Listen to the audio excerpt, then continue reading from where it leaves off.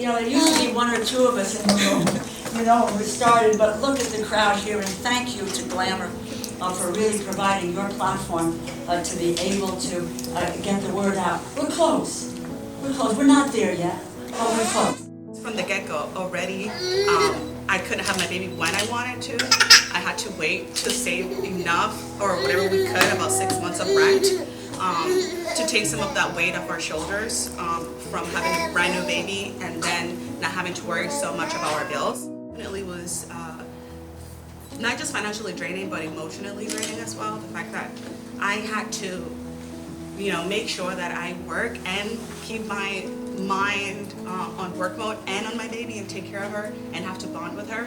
And just going back to work right away from giving birth, I didn't realize how hard it was going to be. Thank you for the sacrifice that you made to be here today. Thank you for sharing your stories.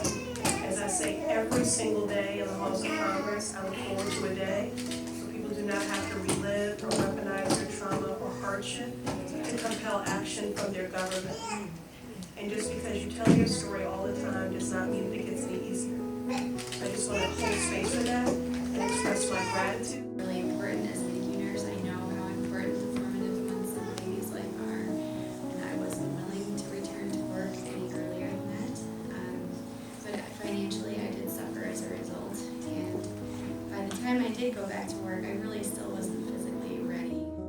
Those that do have paid leave have to decide, should I take it now while my kid is very sick, or do I wait until they're discharged and take it then to protect them from going to daycare? You know, families today live paycheck to paycheck. They can't afford to really make it every week. And it's hard for people to provide their kids with what you want to try to provide your kids. It's your own health, it's your children, it's their future, the sacrifices that you all make in order to be able to raise healthy children. The paid leave system is built on top of FMLA, and we have to fix FMLA if this system is going to work for everybody.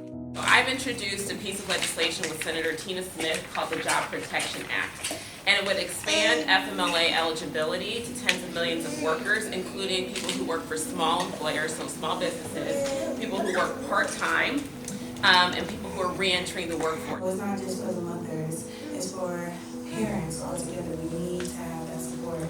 So being at home by myself all the time, when I lived 2 hours away from all of my family, all of my friends, when I had my daughter, it was very, very hard for me. It's a new social safety net. We did Medicare, we did Medicaid, we've done Social Security. It's a new age. Men, women, grandmothers, grandfathers, everyone in the workforce.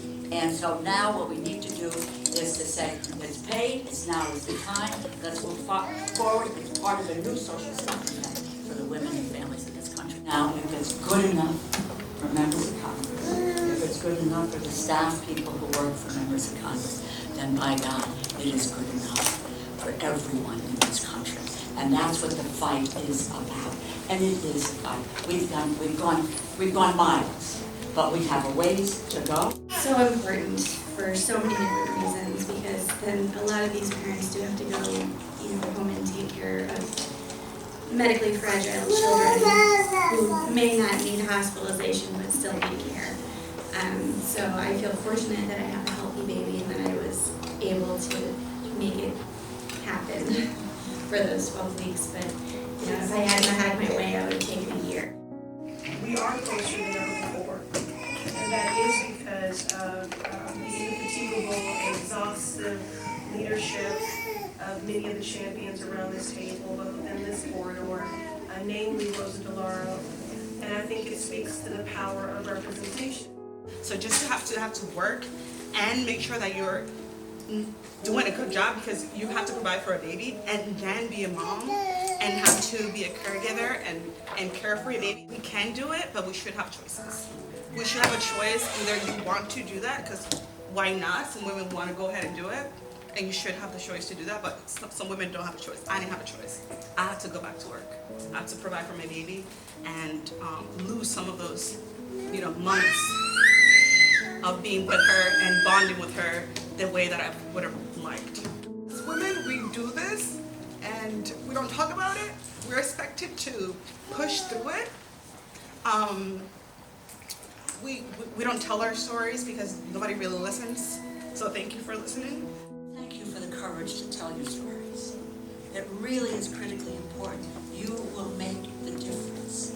You will make the difference. The time